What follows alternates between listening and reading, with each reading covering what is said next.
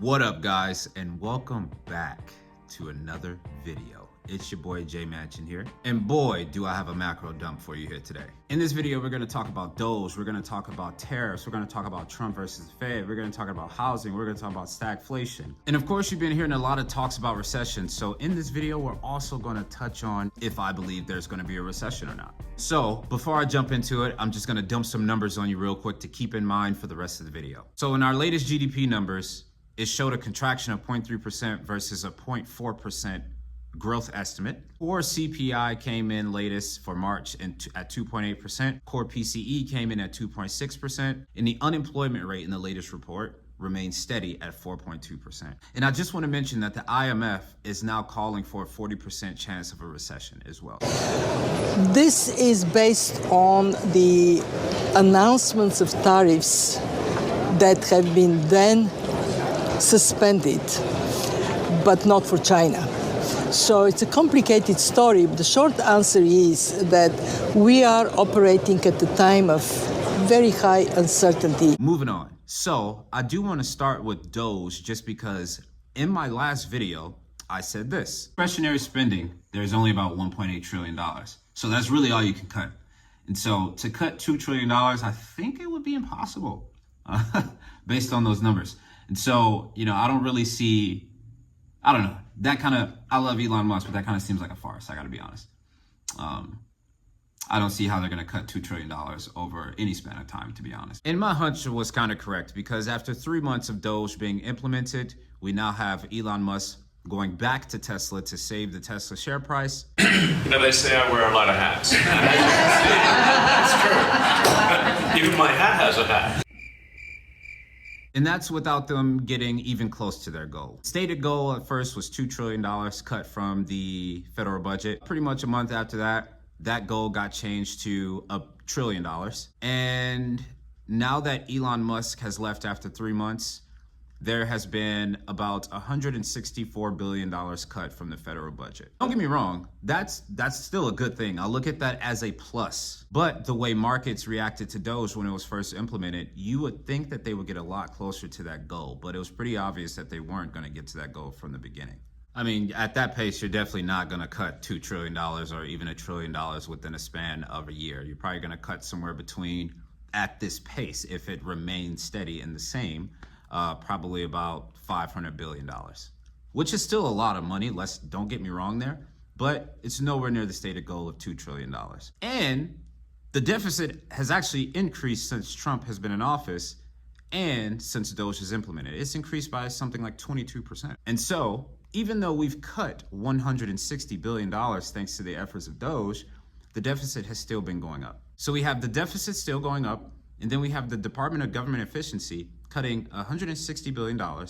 And then we have a loss of revenue, potentially, but it's probably going to play out that way, thanks to tariffs. So the environment in which DOGE is operating within is working against DOGE itself in the work that they're doing. So before we get into Trump and the Fed, I think it's important to gain a better understanding of tariffs and how they work in the first place. So this may be an obvious one, but tariffs are not really imposed on foreign countries. Like, let's say we're not imposing a tariff on China. What we're doing is penalizing imports by domestic customers in hopes that they would shift and bring manufacturing or production onshore, aka domestic in America. That's the hope. So tariffs doesn't necessarily stop a country from exporting goods at all. It just disincentivizes domestic consumers from purchasing foreign goods from those tariffed countries. Or tariffed goods, I should say. And if the consumer decides to go ahead with those purchases of foreign goods, or the tariffed foreign goods, well then 80% of the time, those tariffs or the tax that's attached to that imported good will be passed to the customers of the domestic consumer, or the importer of that foreign good. So the way I like to look at it is when President Trump is up there speaking on tariffs and talking about the things that he's gonna do, he's not talking to China, he's not talking to Canada, he's not talking to Mexico. He's talking to producers in the US or importers in the US. Now, why do governments implement tariffs in the first place? Well, for one reason, it could be to raise revenues. It could be to protect domestic customers or industries, or it could be to protect national interest. And I believe we're doing it for the first reason and the last reason, to increase revenue as well as protect national interest. Because by increasing revenue, obviously we help with the deficit. Now, this is just a high-level overview, of course. Tariffs, they're way more nuanced than what I'm describing here in this video. But to kind of bring it home, tariffs raise the cost of imported goods, which renders consumer prices more expensive. They also make foreign goods more expensive, which reduces imports. And if a country feels targeted, they will most likely have a retaliatory response, which is what we've seen with China, obviously. Now that we understand tariffs, let's move on to Trump versus the Fed. Now, I'm sure you guys, if you're watching this video, you've probably seen or heard that Trump, at one point, he intended or called for the termination of Jerome Powell, which is the chairman of the Federal Reserve. I don't think he's doing the job. He's too late, always too late, a little slow, and I'm not happy with him.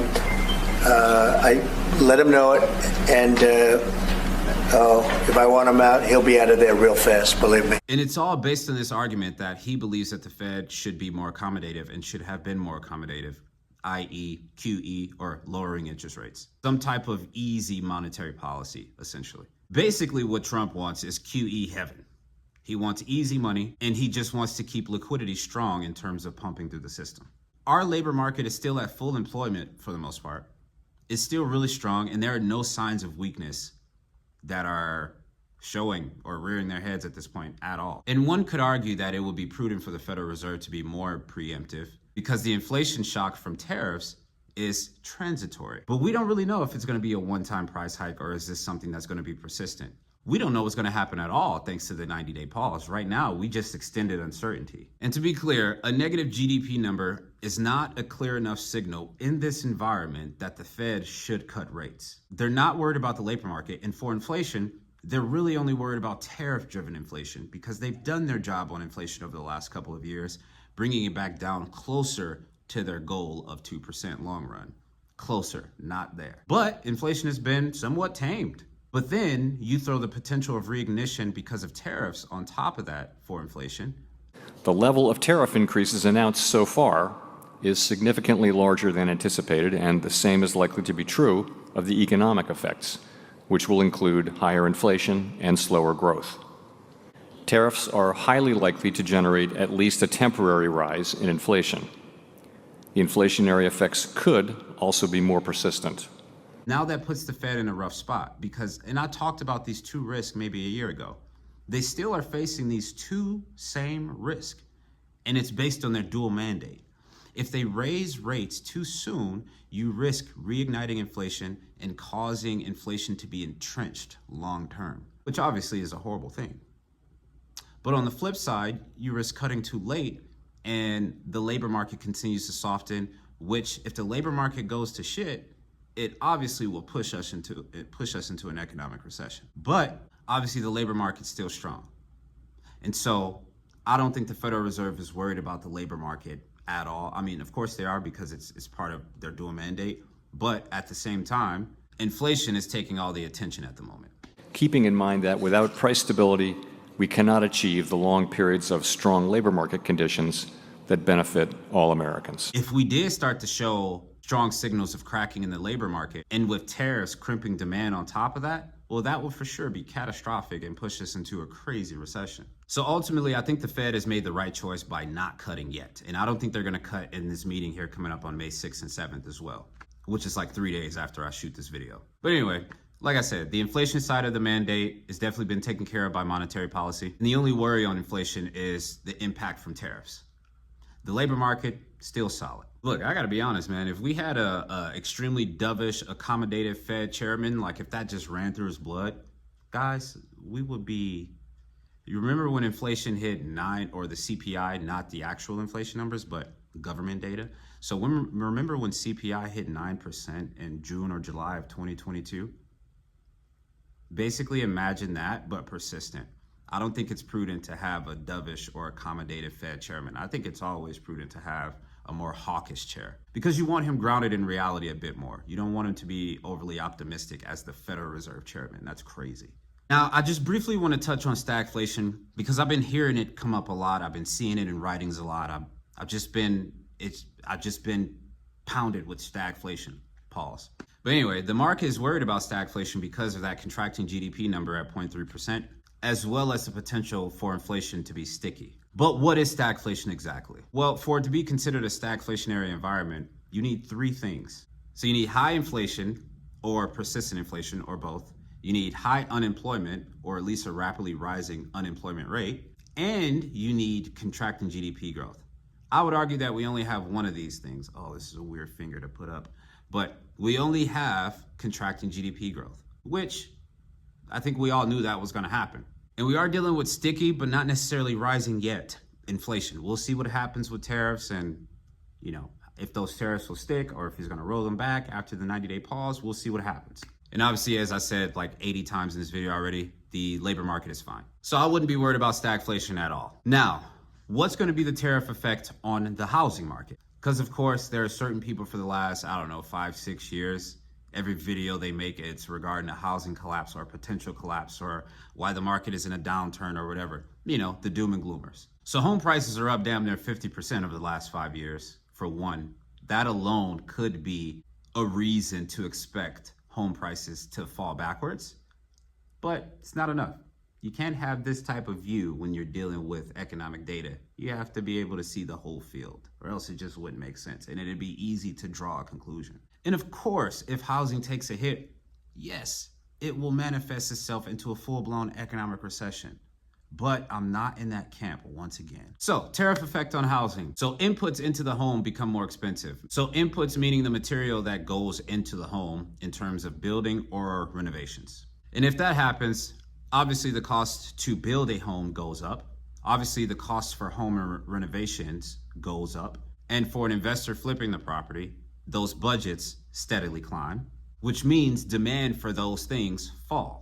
And for the investors who are flipping properties, they'll just go in and ask for a steeper discount. So that problem solved right there for them. And Canada accounts for 85% of all of our softwood lumber imports. And after this 90-day pause, there's going to be most likely, or I can't say most likely, I guess we'll see, there's potentially going to be a 14.5% tariff on softwood lumber coming from Canada, specifically. And obviously those aren't the only inputs that's not the only input that's tariffs. You're talking about steel, aluminum, home appliances, and other raw materials. Demand in the housing market is still strong. And although mortgage rates are elevated from previous levels, at least, historically, they're pretty average or still low. Inventory has been picking up, but inventory has been picking up from record low levels. So when you see a 20% increase in tariffs, you have to think about where that 20% is coming from. And so it's not going to be enough inventory to cause prices to start rolling backwards, or, we experience some crazy supply environment to where homes are sitting longer. I think homes are sitting longer now due to uncertainty. And it's going to take time for the housing market to get back to that equilibrium. And although everyone and their mom is going to argue for lower home prices, it's like we want to create this environment to where we get a decline in home prices because everybody and their mom wants lower home prices. But we want that to happen without a recession. And I just thought about something new. It's kind of like chicken and the egg problem. Will we get sent into a recession because of the housing market, or will the housing market collapse because we're in a recession? So demand isn't falling off of a cliff. We're still in a limited supply environment. And sellers, and I'm seeing this boots on the ground, are offering more concessions to buyers, which indicates to me that we're getting closer to a buyer's market, and the data supports that. Which means demand is going to keep increasing steadily, or at least just be steady. So my outlook for the housing market is moderate price increases over the next few years, and I'm talking about national numbers.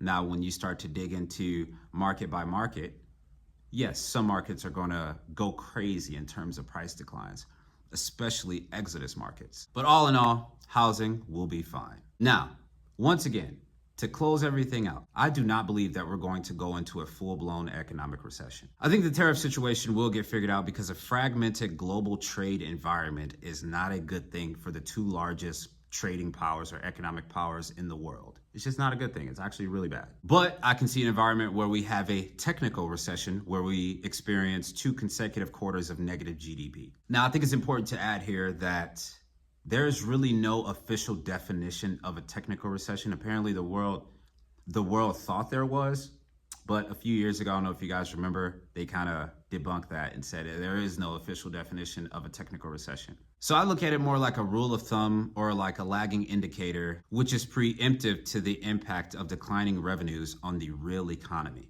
and how it will leak into that. But definitely no full-blown recession. The Fed will continue to be accommodative when they have to be, albeit it'll be a lot slower than the market would like. And look, of course, I could be extremely wrong and everything just goes to shit and we have a fucking depression. I could be extremely wrong. But as of right now, there is nothing telling me that we're going into an economic recession or that the housing market is going to collapse in any way. So don't let the doomers and gloomers scare you into doing nothing, because remember, guys, even a broken clock is right twice a day. Appreciate you guys watching, and I'll see you on the next one.